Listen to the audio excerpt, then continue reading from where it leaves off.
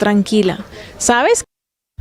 6 de la mañana, 11 minutos. Comenzamos hablando de orden público porque, como les decíamos hace unos minutos, se registró en las últimas horas una acción criminal en contra de tropas del ejército en el departamento del Cauca. Varios soldados resultaron heridos y también uno fue secuestrado. ¿Qué dicen las autoridades? ¿Qué es lo que se está informando desde el ejército, Stephanie? Hay un trino que se publicó muy temprano esta mañana con información. Ya se conoce la identidad del soldado que fue secuestrado. Sí, señor Miguel, pues el secuestro del soldado ocurrió en las últimas horas en el sector de Guadualito, en zona rural del municipio de Balboa, Cauca, cuando la tropa del Batallón de Operaciones Terrestres número 20 del Ejército fue atacada contra miembros de la estructura por miembros de la estructura Carlos Patiño, disidencia al mando de alias Iván Mordisco, iniciando así un fuerte combate con los militares. Es en medio de este enfrentamiento donde los disidentes secuestran al soldado profesional Víctor Hugo Yepes García y dejaron heridos a 5 militares más, quienes fueron atendidos inmediatamente y posteriormente fueron evacuados a un centro médico de esta zona del departamento del Cauca. A través de un comunicado publicado en las últimas horas, la tercera división del ejército señaló que la situación va a ser denunciada ante las autoridades correspondientes, exigió inmediata liberación del soldado y además se está pidiendo a la ciudadanía suministrar cualquier información que permita ubicar al soldado y judicializar a los disidentes responsables de su secuestro, Miguel. Muy bien, muchas gracias, Stephanie. Esta es una información, como lo decíamos, en desarrollo que se viene, que se registra justamente en medio de esta ofensiva militar que está adelantando el gobierno en contra de los grupos criminales, especialmente en el departamento de Arauca y de Guaviare, cerca a la frontera con Venezuela. Allí recientemente se han venido presentando bombardeos. Precisamente el procurador Gregorio Irhach respaldó estas acciones militares de la fuerza pública en estos dos departamentos, en donde el presidente Gustavo Petro ordenó, como les decíamos, bombardeos en los últimos días, bombardeos que han sido muy polémicos porque al parecer habrían caído menores de edad allí en estas acciones. El procurador asegura que quienes cometen delitos sin los grupos que reclutan son grupos que reclutan menores. El procurador también pidió al gobierno garantizar la seguridad de los líderes políticos, esto tras el atentado que sufrió el senador Temístocles Ortega en el departamento también de El Cauca. Mateo Piñeros. En los últimos días, el presidente Gustavo Petro ordenó bombardear los campamentos de las disidencias de las FARC en dos zonas del país, el Guaviare y en Arauca.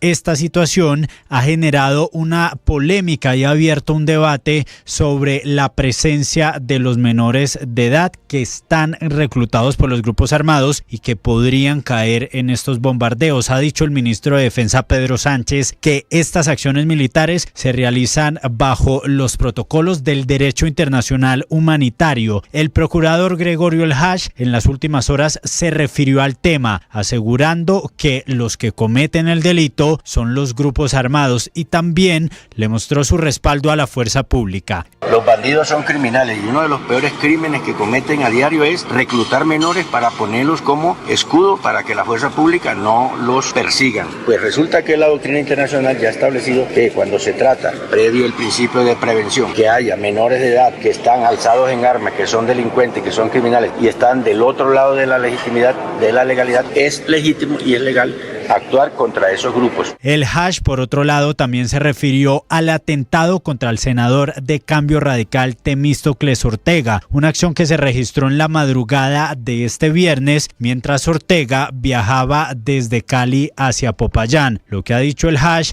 es que el gobierno tiene que garantizar la seguridad de los líderes políticos, pues estas acciones se están volviendo normales en el país. Mateo, gracias. Hablamos ahora de la situación de orden público en el Chocó. Allí los enfrentamientos entre el ELN y el Clan del Golfo han venido ocasionando que decenas de familias salgan de sus casas y otras tantas se mantengan confinadas allí en sus hogares. Las autoridades están pidiendo una intervención urgente por parte de la fuerza pública en Sipí y también en la cuenca del río San Juan. Melissa Álvarez.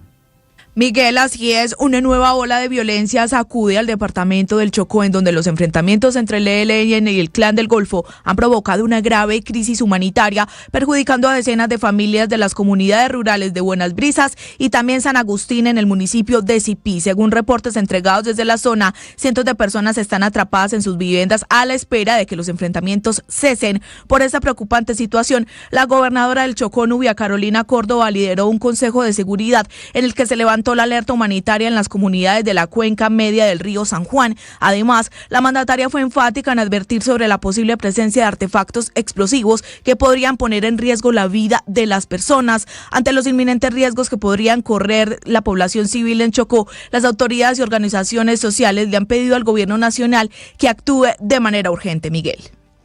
Melissa, gracias. Y en el departamento de Santander, las autoridades están blindando a la población y al territorio ante los posibles atentados terroristas que se puedan presentar, sobre todo en la ciudad de Bucaramanga, en donde se activó ya un plan por parte del ejército y la policía para evitar que estos terroristas entren a las ciudades. Alex Salamanca.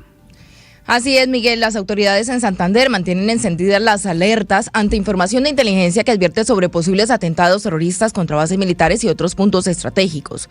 Desde el Ministerio de Defensa fue activado un plan especial de seguridad en Bucaramanga, donde hay un plan candado. El coronel Gerson Iván Molina, comandante de la 5ª Brigada. Para verificar las condiciones y las medidas que se van a implementar de manera coordinada con la Policía Nacional para blindar mediante un plan candado en las avenidas de aproximación y entradas a la ciudad, más coordinaciones con la policía dentro del casco urbano. Que van a llegar es el apoyo de parte de la escuela de policía que se encuentra en Vélez, van a venir a generar presencia los fines de semana. Confirmó que se revisan a fondo las dinámicas de criminalidad, que se han reforzado las medidas con acciones inmediatas y estructurales para proteger el departamento de Santander. Alex, muchas gracias. 6 de la mañana, 18 minutos. Cambiamos de tema y hablamos ahora de política, porque en los últimos días ha estado bastante caldeado el tema de las elecciones para el año 2026 en el país.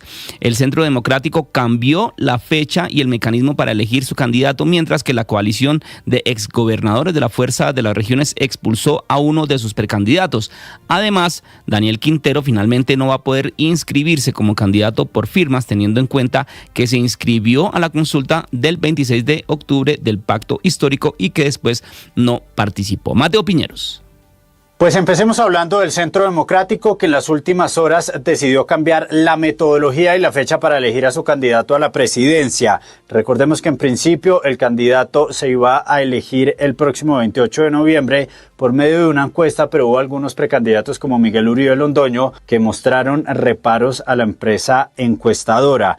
En las últimas horas el Centro Democrático tomó otra decisión, y es que el partido elegirá a su candidato máximo el 6 de febrero y se utilizará cualquiera de los mecanismos establecidos en sus estatutos. Esto abrió la puerta para que algunos sectores preguntaran si será entonces el expresidente Álvaro Uribe quien elegirá al candidato del uribismo. Esto dijo la senadora y precandidata Paloma Valencia. Como no había consenso y todos no estábamos de acuerdo, entonces no se podía avanzar. Yo creo que aquí lo que se van a buscar son fórmulas para destrabar el proceso, y por supuesto el presidente Uribe siempre ha sido un hombre absolutamente democrático. Ahora también le digo que si el presidente Uribe quiere escoger el candidato, creo que también todos aceptaríamos su juicio, porque nadie con tanta experiencia para hacerlo. Después de esta decisión del Centro Democrático, se conoció además que el senador Andrés Guerra renunciaba a su aspiración presidencial y dice que va a intentar llegar nuevamente al Senado por el Centro Democrático en el 2026. La senadora María Fernanda Cabal también se refirió a este tema y asegura que entonces hay que buscar el candidato del uribismo por medio de una consulta a voto limpio en marzo. No va a haber encuesta y al final siento que es mejor, porque toda la gente quiere votar. Invitémoslos a votar. Obviamente, quiero que voten por mí. Vámonos a la consulta de marzo, vámonos a voto limpio. Hablamos ahora de la Fuerza de las Regiones, esa coalición de la cual hasta hoy hacían parte 4 personas: Héctor Olimpo, Aníbal Gaviria, Juan Guillermo Zuluaga y Juan Carlos Cárdenas. Sin embargo, hoy se reunieron 3 de ellos y decidieron expulsar a Héctor Olimpo y anunciaron que ahora elegirán a su candidato a la presidencia el próximo 1 de diciembre por medio de una encuesta. Esto fue lo que que dijo Juan Guillermo Zuluaga. Queremos contarle al país unas decisiones que hemos tomado en las últimas horas. Ayer tuvimos una reunión bien extensa, los tres y también Héctor Olimpo. Y hoy acabamos de conversar telefónicamente con él. Y hemos tomado una decisión. Héctor Olimpo da un paso al costado, le deseamos muchos éxitos en este nuevo camino, pero nosotros hemos ratificado los acuerdos que habíamos hecho con el país. El exgobernador de Sucre, Héctor Olimpo, aseguró que esta decisión lo tomó por sorpresa y agregó: espero que la exclusión del Caribe de este proyecto realmente contribuya a su fortaleza. Por su parte, Daniel Quintero, el exalcalde de Medellín, recibió por tercera vez un no de la registraduría para inscribirse como candidato por firmas a la presidencia. Como él se inscribió a la consulta del Pacto Histórico del pasado 26 de octubre, lo que dicen desde la registraduría es que quedó inhabilitado para ser candidato a la presidencia por medio de otro mecanismo.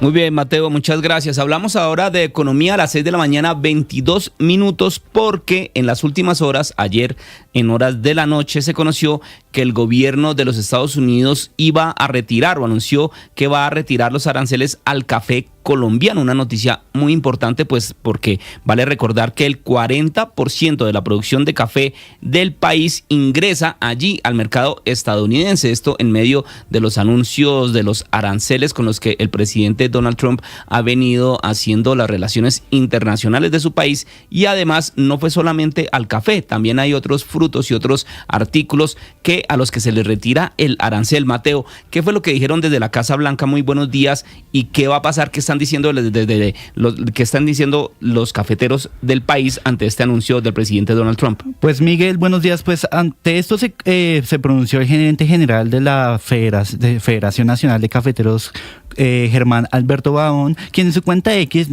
pronunció lo siguiente, abro comillas: este resultado confirma la importancia de mantener relaciones directas, serias y permanentes con los actores clave del mercado internacional. Continuaremos persiguiendo más y mejores acuerdos comerciales con el mercado más importante para el café colombiano. El dirigente también envió un mensaje de tranquilidad a los agricultores de café en el país y enfatizó que la federación seguirá fortaleciendo la relación con otros países para así seguir dando a conocer el café colombiano en el mundo. Recordemos que esto se tomó tras una firma del presidente Donald Trump, donde firmó una orden ejecutiva que elimina los aranceles recíprocos aplicados desde el 2 de abril a productos como café, banano, tomate y carne de res. La medida, que también beneficia a Colombia, hace parte de las acciones del gobierno estadounidense para reducir el costo de vida. La eliminación de estos aranceles se logró en parte gracias a, como mencionamos, a la Federación Nacional de Cafeteros con la NCA, la National Coffee Association, donde cabe recordar que el 40% de esta producción de café colombiano ingresa al mercado estadounidense. Muy bien, Mateo, muchas gracias. Hablamos ahora de noticias judiciales porque ayer viernes fue enviado a la cárcel Ricardo Rafael González, este hombre que está señalado de haber causado la muerte del joven Jaime Esteban Moreno, el estudiante de la Universidad de los Andes, esto durante una fiesta de Halloween en la ciudad de Bogotá. Este hombre, recordemos, era la persona que aparecía de camiseta negra y con orejas de conejo en medio de esta rumba que había sido organizada por los estudiantes de la Universidad de los Andes en el sector de Chapinero, en la ciudad de Bogotá, y que aparecen las imágenes de las cámaras de seguridad atestándole estos golpes mortales que causaron el deceso de Jaime Esteban Moreno. Recordemos la madrugada del pasado 31 de octubre. ¿Qué fue lo que pasó en la audiencia? Sergio Barbosa. Ricardo Rafael González fue enviado a la cárcel mientras avanza el proceso en su contra por el homicidio del estudiante de la Universidad de los Andes, Jaime Esteban Moreno, ocurrido en la madrugada del 31 de octubre. Esta funcionaria impone medida de aseguramiento privativa de la libertad en contra del señor imputado, debidamente identificado e individualizado, González Castro Ricardo Rafael. Durante esta audiencia de medida de aseguramiento, que duró un poco más de 8 horas en su tercer día, la jueza dio duras frases de cómo fue el homicidio del joven universitario. No es una rilla menor, ni un hecho de intolerancia, ni un caso de justicia por la propia mano. Es una tragedia.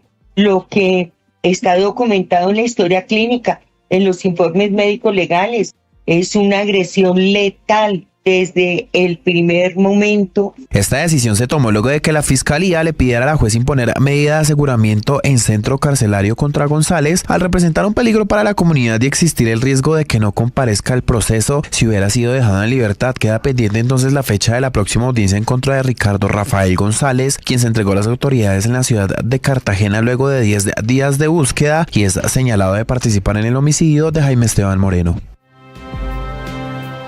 Sergio, gracias. Y por petición de la Fiscalía, una juez penal de conocimiento de Bogotá avaló el preacuerdo celebrado con Luis Carlos Barreto, el ex subdirector de conocimiento de la Unidad Nacional para la Gestión del Riesgo de Desastres, uno de los funcionarios que está involucrado en el entramado de corrupción alrededor del contrato de los 40 carrotanques para La Guajira, recordemos, por el que también está siendo investigado el exdirector de la Unidad Nacional de Gestión del Riesgo, Olmedo López. Cali La Peña. Por petición de la Fiscalía, una juez penal de conocimiento de Bogotá avaló el preacuerdo celebrado con Luis Carlos Barreto, ex subdirector de conocimiento de la Unidad Nacional para la Gestión del Riesgo de Desastres, uno de los funcionarios involucrados en el entramado de corrupción alrededor del contrato de los 40 carrotanques para La Guajira. En la audiencia, Barreto aceptó los delitos de peculado por apropiación agravado y soborno y reconoció su participación en el direccionamiento de la orden de proveeduría 185 del 11 de octubre de 2023, cuyo objeto era el suministro de los carrotanques. Según la Fiscalía, con base en la aceptación de cargos y los términos del acuerdo, Barreto Gantiva recibirá una pena de 4 años, 9 meses y 15 días de prisión. No obstante, la decisión fue apelada por los defensores de víctimas reconocidas dentro del proceso, quienes consideran que el castigo pactado no es proporcional a la gravedad de los hechos. Muy bien, muchas gracias, Kalila. Y después de meses de negociaciones con las cajas de compensación, el gobierno asumirá la mayoría de acciones de la nueva EPS, la EPS más grande del país. Desde la próxima semana va a tener el 51% del funcionamiento de esta EPS, convirtiéndose en su principal accionista. Y ya, obviamente, se comenzaron a dar los primeros cambios en los agentes interventores. Jessica Gutiérrez. La nueva EPS vuelve a estar en el ojo del huracán, pues la entidad que atiende a más de 11 millones de usuarios está a punto de pasar a tener mayoría accionaria por parte del gobierno con un 51%. Esto ocurre después de que las cajas de compensación como Colsubsidio, Cafam, Compensar, Confandi, Confenalco Valle y Confenalco Antioquia le solicitaran al gobierno un acuerdo para retirarse de la EPS, alegando dificultades operativas y financieras que se agravaron desde la intervención forzosa ordenada hace 1 año y 7 meses, pues en las últimas horas se conoció que el proceso ya se encuentra en la fase final de firmas y según la información disponible, desde marzo se había definido el acuerdo para que el gobierno asumiera la mayoría accionaria. Este cambio implica, entre otros puntos, que el gobierno asumirá la mitad de la deuda de las EPS que sostiene con clínicas, hospitales y gestores farmacéuticos, lo que obliga a estar al tanto de los pagos para evitar nuevos cierres de servicios por falta de los recursos. Sin embargo, desde Pacientes Colombia persiste la incertidumbre, pues ante esto habla Denis Silva de Pacientes. Es que no sabemos si celebrar o seguir preocupados y más alarmados, porque esto parece que fuera un juego de ajedrez donde el ministro Guillermo Alfonso Jaramillo y el superintendente mueven a los interventores como si estuvieran jugando ajedrez, los peones. A estos cambios también se le suma otro hecho relevante y es que Ángel Rodríguez, quien es la superintendente encargada de la nueva EPS, confirmó que aceptó la renuncia de la agente interventora Gloria Livia Polanía, quien permaneció durante 3 meses al frente de esta entidad, pues las razones por las cuales solicitó la renuncia no han sido confirmadas hasta el momento. Estás escuchando Blue Radio.